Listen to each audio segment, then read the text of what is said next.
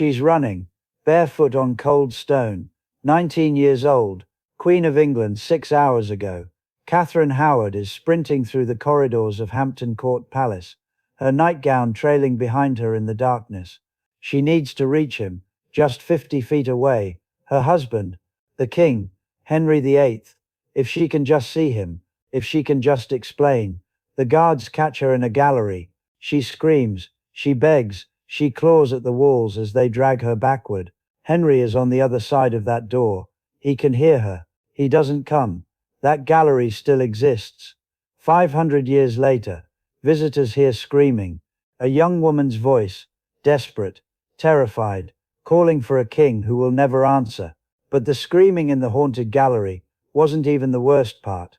What happened to Catherine Howard in the 3 months before her execution was worse than death itself, and nobody tells this part of the story. Let me take you back, 6 hours earlier, November 1541. The candles have burned down to stubs. Catherine sits in her private chamber at Hampton Court. She was, until approximately 6 hours ago, the most powerful woman in England, a girl who had risen from obscure poverty to wear the crown that Anne Boleyn had died for. Now she sits surrounded by guards who will not meet her eyes, waiting for something she does not yet fully understand. The king has not come to see her. The king has not sent word. The king, her husband of 16 months, the man who called her his rose without a thorn, the man who showered her with jewels and praised her beauty to every ambassador in Europe, has locked himself in his own chambers, and he has been weeping for hours. She knows this because she can hear him. The royal apartments at Hampton Court are connected. Sound carries through walls built for grandeur rather than privacy. And Henry Tudor, King of England, is sobbing like a child who has discovered that the world is not what he believed it to be. Footsteps stop outside her door. A knock, formal, official, the knock of someone delivering news that cannot be avoided. Enter, she says, and her voice does not tremble. She has learned in 16 months as queen to control her voice even when her heart is racing. The door opens. Archbishop Thomas Cranmer stands in the entrance, his face arranged in an expression of pastoral concern that does not reach his eyes. Behind him she can see guards, more guards than should be necessary for a simple visit from the Archbishop of Canterbury. Your Majesty, Cranmer says, and the title sounds different in his mouth than it did this morning. This morning it was acknowledgement. Now it sounds like accusation.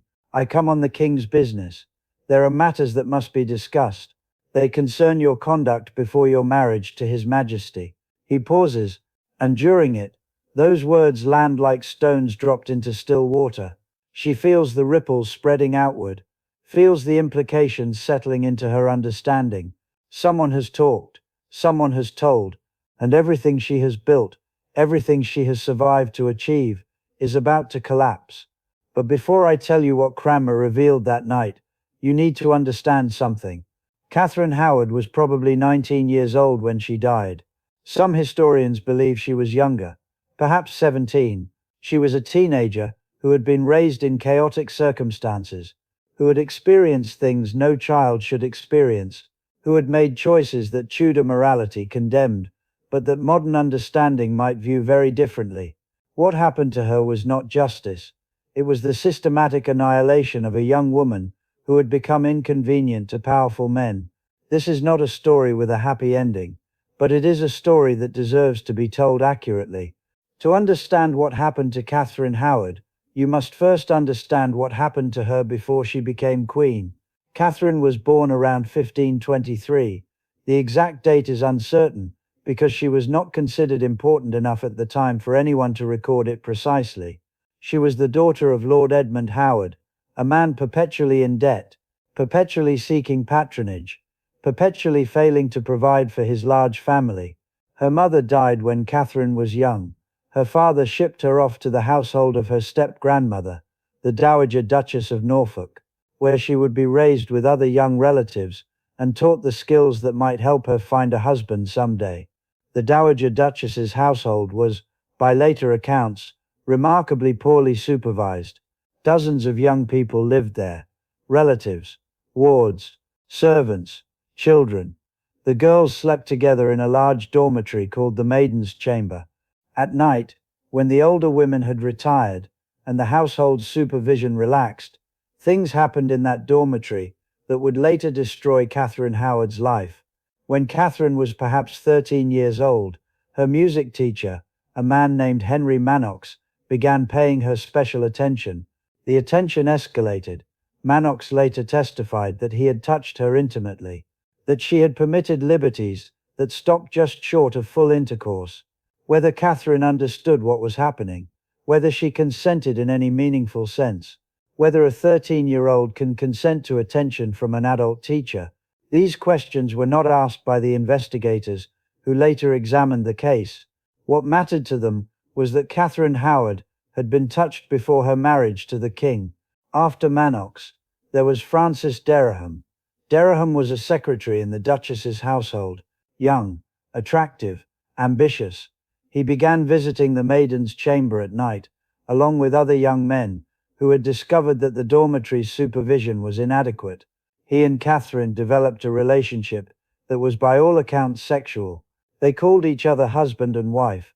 They exchanged gifts. They made plans for a future together. Whether this constituted a binding pre-contract of marriage, which would have made Catherine's later marriage to Henry VIII invalid, became a crucial legal question. Catherine would later deny that any such contract existed. Dereham would insist that it did.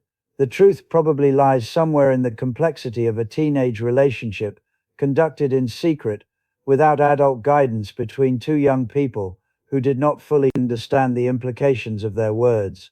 What matters for our story is this.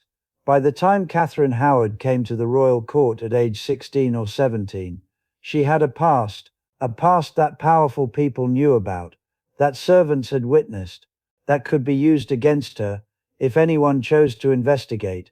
And in November 1541, someone chose to investigate. Now let us return to Hampton Court, where Archbishop Cranmer is about to begin his interrogation. The Archbishop did not come alone. He brought documents, papers covered in handwriting, that Catherine could not read from across the room, but that she suspected contained testimony from people she had known, people she had trusted, people who had apparently decided that their own survival required her destruction. Your Majesty, Cranmer began, I must ask you about your time in the household of the Dowager Duchess of Norfolk, specifically about your relationships with certain men who resided or worked there. I do not understand what you mean. I think you do. Cranmer's voice remained gentle, pastorally gentle, the tone of a priest hearing confession. We have received testimony from multiple witnesses, testimony that describes conduct unbecoming of a maid, let alone a queen. What witnesses? I am not at liberty to reveal their names at this time, but their accounts are detailed and consistent. They describe intimate contact between yourself and a man named Henry Manox. They describe a relationship of considerable intimacy with a man named Francis Dereham. He paused, and they describe more recent conduct. Your Majesty, conduct that occurred after your marriage to the king. The last sentence struck like a physical blow. Before the marriage was one thing, damaging, humiliating, but potentially survivable. The king had married her believing her to be a virgin. Learning otherwise would wound his pride. But after the marriage, I have done nothing improper since becoming queen, she said. The witnesses suggest otherwise. There are accounts of private meetings with a gentleman of the king's privy chamber, a man named Thomas Culpeper. Culpeper, the name hung in the air between them. Thomas Culpeper, who had been kind to her when kindness was rare. Thomas Culpeper, who had looked at her the way Henry had once looked at her, before age and illness had made his affection more possessive than passionate. Thomas Culpeper, with whom she had... I have had conversations with Master Culpeper, she said carefully, as I have had conversations with many gentlemen of the court. There is nothing improper in conversation. The conversations were private. They occurred at night. They were facilitated by Lady Rochford, who kept watch while you and Master Culpeper were alone together. Cranmer's gentle tone did not change. Tell me, Your Majesty, what requires a lookout, if there is nothing improper occurring? She had no answer. There was no answer that would satisfy him. I will ask you to provide a full account of your conduct, Cranmer continued, both before your marriage and during it. You may write this account yourself, or dictate it to a secretary, but the account must be complete. His Majesty requires complete honesty, and if my account does not match the testimony you have received, then there will be further questions. There are methods for determining truth when accounts conflict.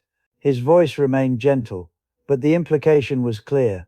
Torture was not typically used on women of noble birth, but there were other pressures that could be applied, and everyone she cared about, everyone who had helped her, everyone who had kept her secrets, they could all be subjected to methods that would make them say whatever the investigators wanted to hear. I will write my account, she said. Tonight. You will have it by morning. I will wait. Cranmer settled into a chair near the door. He was not leaving. He would watch her write, would take the document directly from her hands, would ensure that she had no opportunity to coordinate her story with anyone else. She was already alone. The isolation had begun. Let me stop here to explain something about Tudor interrogation, because without understanding the system Catherine was facing, you cannot understand what the next 3 months would cost her. When the Tudor state decided to investigate someone, it did not simply ask questions and accept the answers.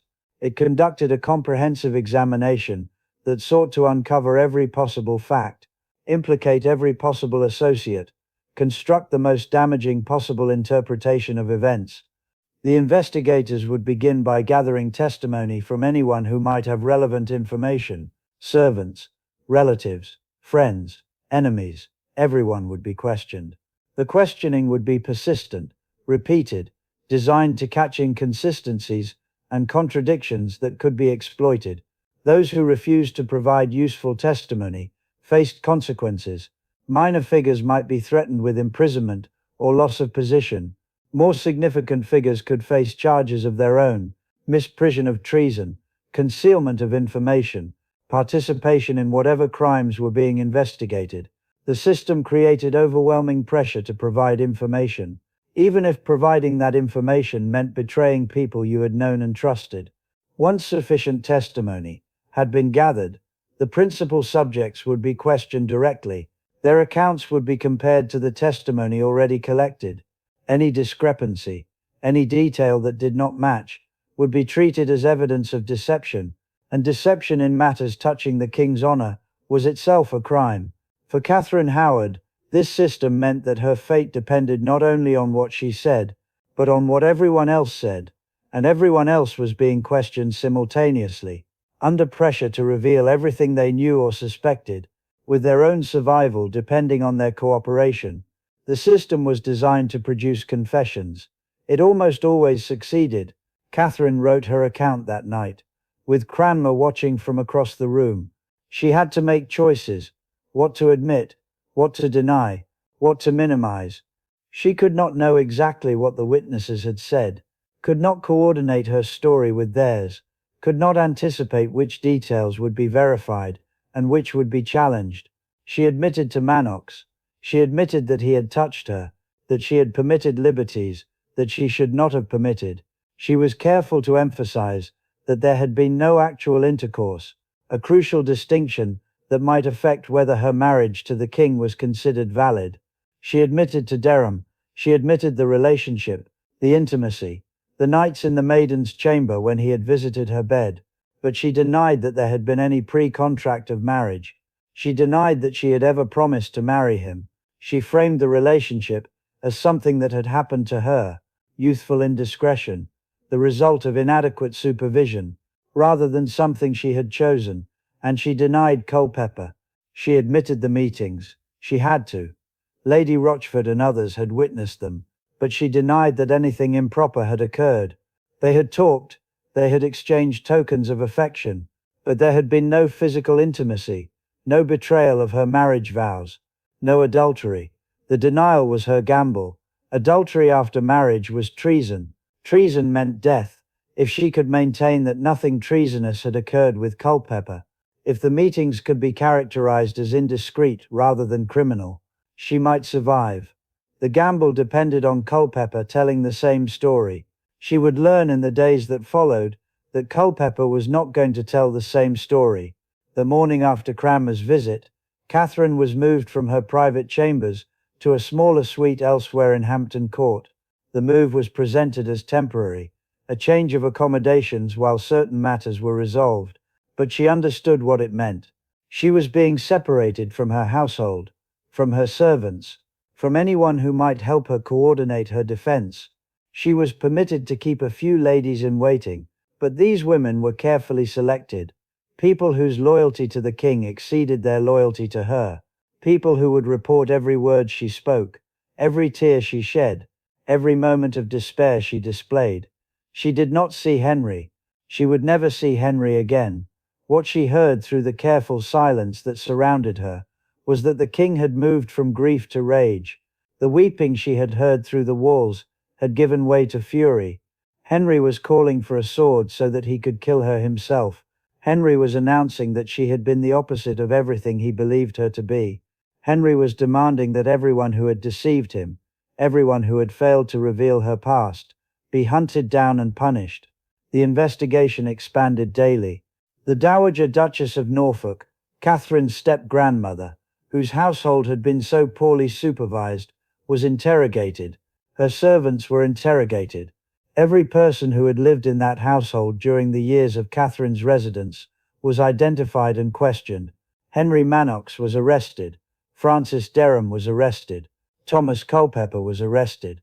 Lady Rochford, Jane Boleyn, the widow of Anne Boleyn's brother, who had served Catherine as lady-in-waiting and had facilitated the meetings with Culpeper, was arrested. One by one, everyone Catherine had ever trusted was taken into custody.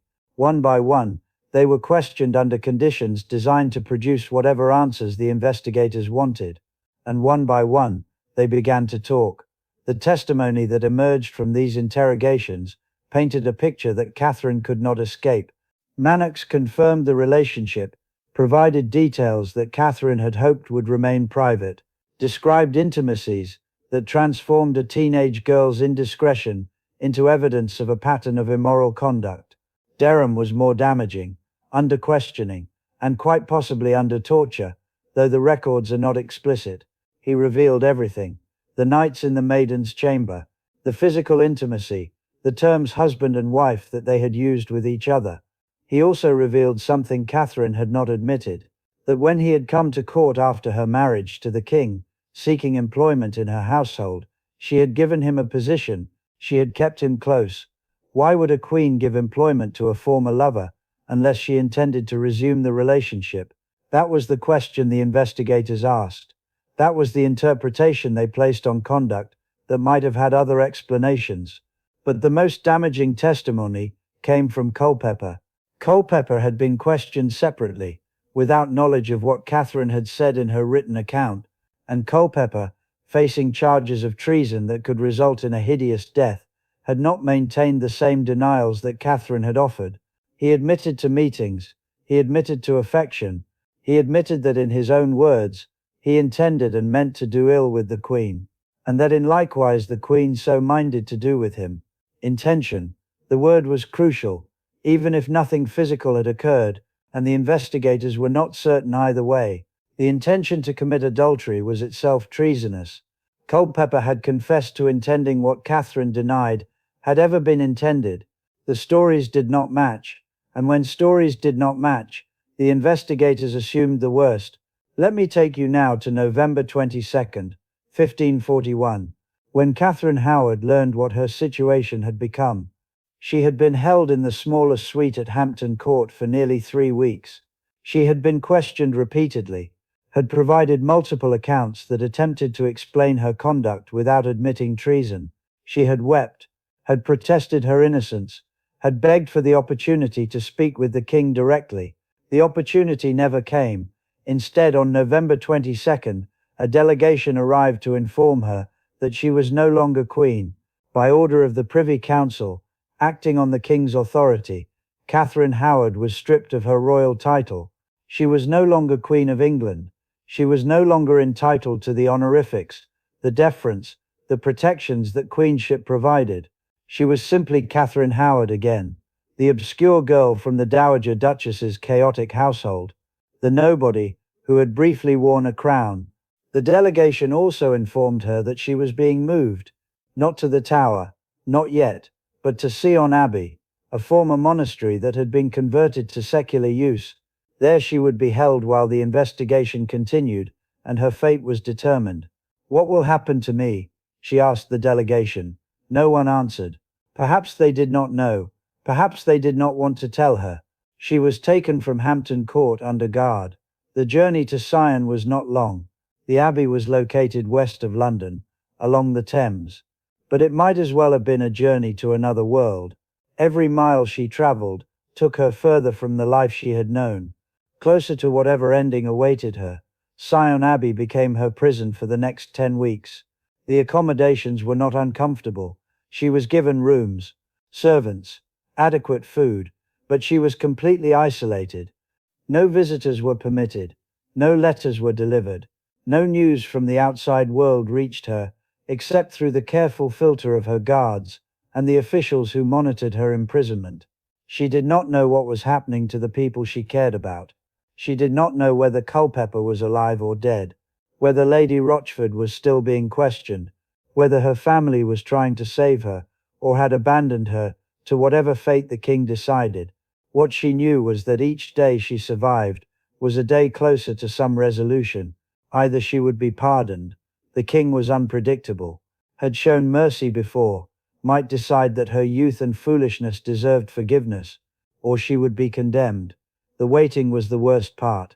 There is a particular kind of torture in uncertainty, in not knowing whether you will live or die, whether the next messenger brings salvation or doom.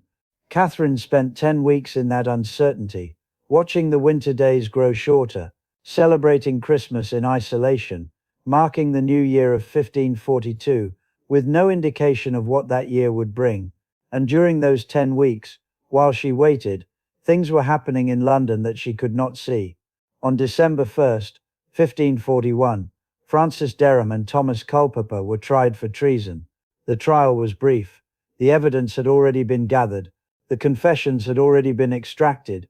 Both men were found guilty. Both were sentenced to the traditional punishment for treason, to be hanged, drawn and quartered, the most painful death that English law prescribed. Culpeper, because of his status as a gentleman, was granted a mercy. His sentence was commuted to simple beheading. Dereham, who had no such status, received no mercy. On December 10th, 1541, both men were executed at Tyburn. Culpeper died first. He knelt, prayed for the king and queen, placed his head on the block. The blade fell. It was over quickly. Dereham's death was slower. He was hanged until nearly dead, then cut down while still breathing. What followed? The disembowelment, the emasculation, the quartering of a still living body, was designed to demonstrate what happened to those who committed treason against the crown. Catherine did not witness these executions, but she learned of them. Someone, a guard, a servant, someone who wanted her to understand what awaited her, made sure she knew how the men who had loved her had died. Their heads were mounted on spikes on London Bridge. They would remain there for months, rotting, a permanent reminder of the cost of loving Catherine Howard. The next 6 weeks passed in a kind of suspended horror. Catherine knew now that her case was considered serious enough to execute men. She knew that whatever mercy the king might have shown in the immediate aftermath of the revelations, whatever grief or lingering affection might have tempered his rage, had given way to something colder and more implacable. But she also knew that she had not yet been formally charged. She had not been tried. The machinery of justice was moving slowly, and every day it did not arrive at her door was another day of survival. She tried to hope. She wrote letters, none of which were delivered, pleading for the opportunity to explain herself, to beg the king's forgiveness, to throw herself on his mercy. She prayed, she waited, and she watched Lady Rochford's fate as a preview of her own. Lady Rochford had been arrested at the same time as Catherine. She had been the intermediary, the facilitator, the person who had kept watch while Catherine and Culpeper met privately. Her guilt, if Catherine was guilty, was unquestionable. But something had broken in Lady Rochford during the interrogations. The pressure, The isolation, the knowledge of what awaited her. Something had shattered her mind. By December she was exhibiting signs of what modern medicine would probably call a psychotic break. She raved, made no coherent sense, could not understand the charges against her, or participate in her own defense. English law did not permit the execution of people who were mentally incompetent. If Lady Rochford could not understand why she was being killed, killing her served no purpose. This created a problem for the king. He wanted Lady Rochford dead. He wanted everyone involved in Catherine's betrayal dead. But he could not legally execute a madwoman. The solution was characteristically Tudor. Parliament passed a special act, declaring that insane persons could be executed if their crimes warranted it. The law was changed specifically to permit Lady Rochford's death. Catherine learned of this, and she understood what it meant. If Parliament could change the law to kill Lady Rochford, Parliament could do anything to kill her. There were no protections, there was no escape, the only question was when. The answer came on February 10, 1542. A delegation arrived at Syon Abbey to inform Catherine that she was being moved again. This time the destination was the Tower of London. The Tower was where traitors went to die. Anne Boleyn had spent her final days there. Lady Jane Grey would spend hers there. The Tower's reputation was earned through centuries of imprisonment and execution. A place where the powerful fell, where queens lost their heads, where the king's displeasure found its ultimate expression. Catherine had known on some level that this moment was coming. But knowing and experiencing are different things. When the delegation told her she was going to the Tower, something collapsed inside her. Some hope she had not admitted to holding, some belief that perhaps the king would relent. She did not collapse outwardly. By all accounts she maintained her composure during the journey. She entered the barge that would carry her along the Thames with dignity and tact. She passed under London Bridge, where the heads of Dereham and Culpeper still rotted on their spikes. A sight that was certainly deliberate, a final reminder of what her choices had cost. She entered the Tower through the Watergate that later generations would call Traitor's Gate. She was escorted to the rooms where she would spend her final days, and she prepared to die. I need to stop here to tell you something about what Catherine Howard experienced in those final days, because the historical sources suggest something remarkable. By all accounts, Catherine did not spend her last days weeping, or pleading, or protesting her innocence. She spent them preparing. She asked for the block to be brought to her room, so that she could practice laying her head upon it. She wanted to die well, to face her execution with the dignity that her brief time as queen had taught her to display. This detail has haunted historians for 5 centuries. A teenage girl facing death, asking to rehearse the act of dying, so that she would not falter when the moment came. There is something in that detail that speaks to both the horror of her situation and the strength she found within it. She was not going to give her enemies the satisfaction of watching her break. She had broken privately during the long nights at Syon, during the weeks of uncertainty and isolation, but she had rebuilt herself, and she was going to walk to the scaffold with her head high. The morning of February 13, 1542 was cold. Catherine woke early, or perhaps she had not slept at all. She dressed in the clothes that had been provided for her execution, simple garments that would make the headsman's job easier. She said prayers. She prepared herself for what was coming. Lady Rochford would die the same day. The law that had been changed to permit her execution had done its work. She was lucid enough now, or appeared lucid enough, to understand what was happening.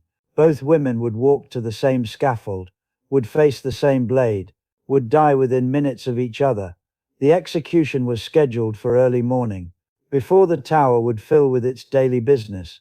Only a small number of witnesses were permitted, officials whose presence was required by law, guards who maintained order, a few others whose attendance the king had authorized.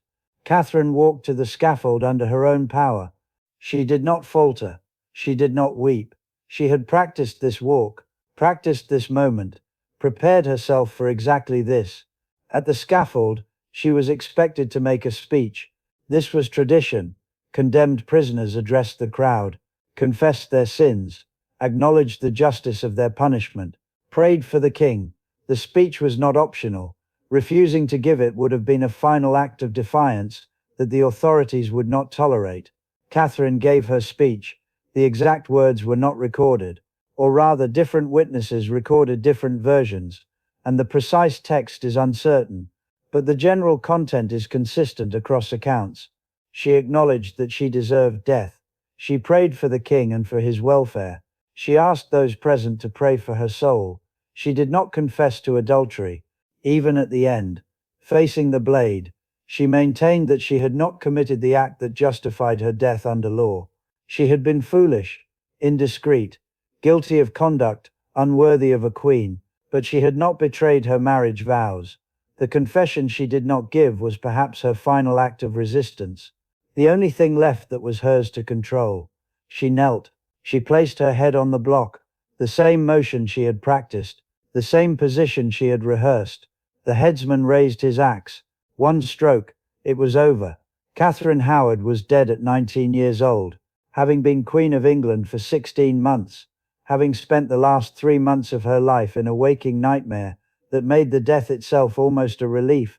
Lady Rochford followed her moments later. The same scaffold, the same blade, the same quick death. Their bodies were taken to the chapel of St. Peter ad Vincula, within the Tower walls.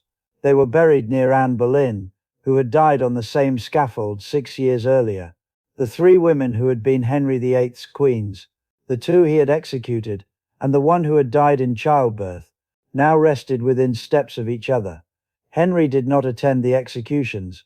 He did not acknowledge them publicly. He moved on, as he always did, to the next phase of his life. Within a year he would be married again, to Catherine Parr, who would survive him. The cycle of queens would continue. Catherine Howard would be remembered, if at all, as a cautionary tale. But let us go back, because I have not yet told you the worst part of Catherine Howard's story. The worst part was not the execution. The execution was quick, a few seconds of terror, then nothing. The worst part was what preceded it. The worst part was watching everyone she had ever trusted be destroyed.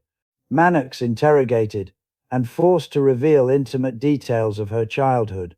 Dereham tortured and executed, in the most horrible manner the law prescribed. Culpeper beheaded for the crime of loving her.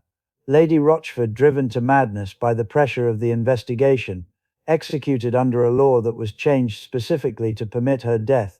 The members of her household dismissed, some of them imprisoned, all of them permanently marked by their association with her.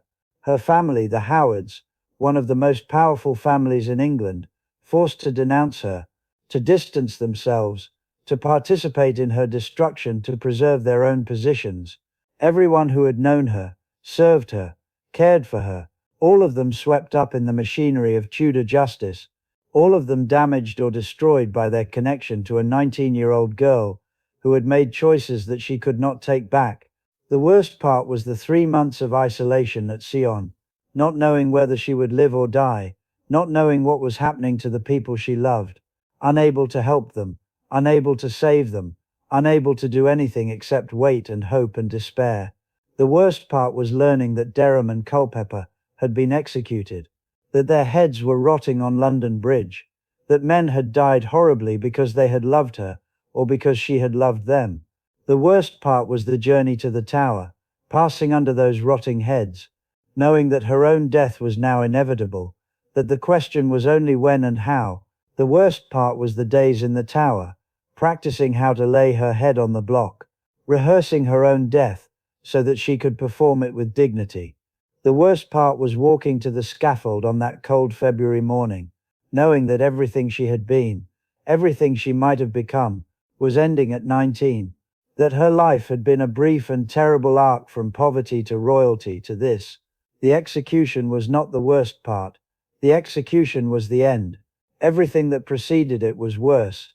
What happened to Catherine Howard deserves to be remembered accurately, not as a simple story of crime and punishment, but as a complex tragedy shaped by forces that a teenage girl could not possibly have controlled.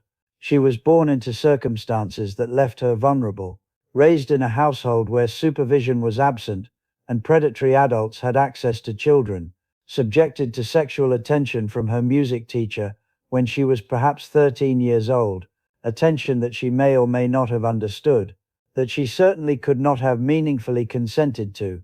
She formed relationships in that unsupervised environment that would later be used to condemn her.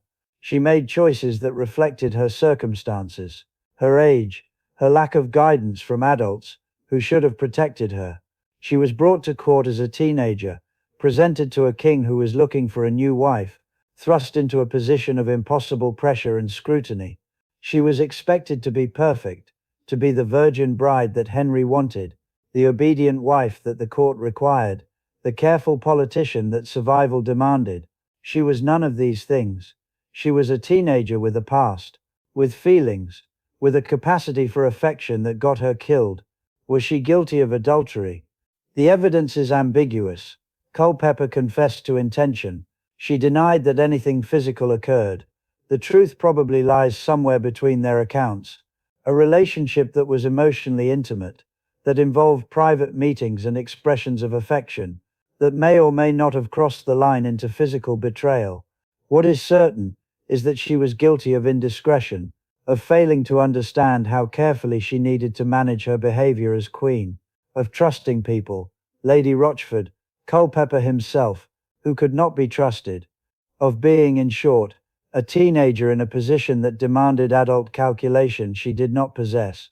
The punishment for these failures was death, not just her death, but the deaths of Dereham and Culpeper, and Lady Rochford, the destruction of careers, reputations, lives, the permanent stain on her family's honor, all because a 19-year-old girl had not been the impossible thing that Henry VIII required her to be. Remember Catherine Howard. Remember not just how she died, but how she lived, and how she was made to suffer before she was permitted to die.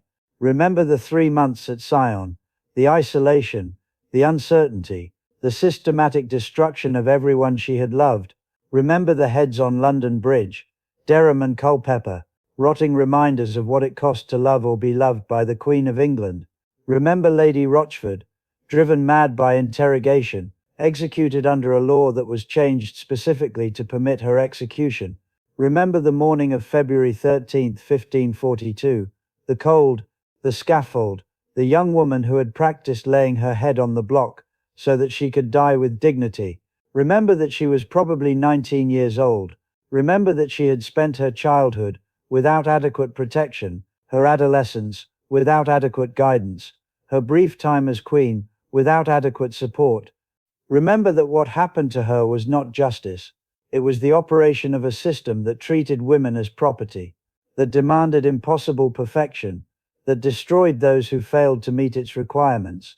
Remember that Henry VIII would marry again within a year, would move on to the next wife as he had moved on from all the others, would die in his bed having never faced consequences for anything he had done to the women who had worn his crown.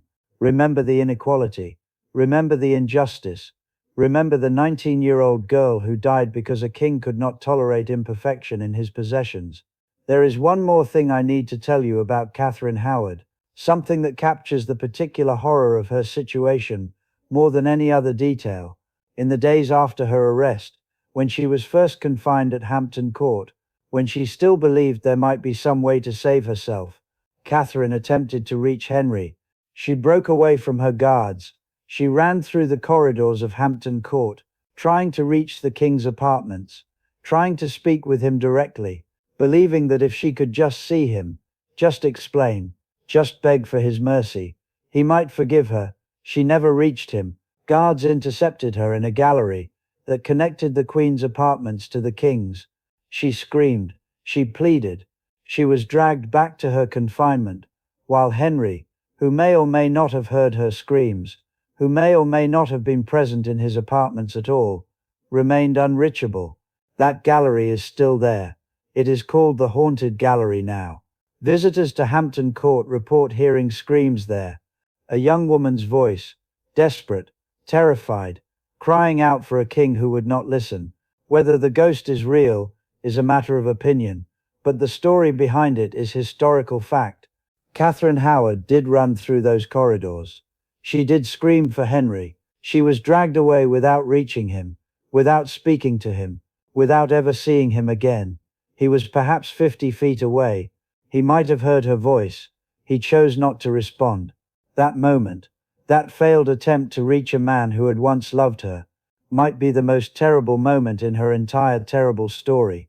Not the execution, which at least had the mercy of finality, but the gallery, the screaming, the knowledge that her husband was so close and would not help her. That is what happened to Catherine Howard before her execution. That is what was worse than death.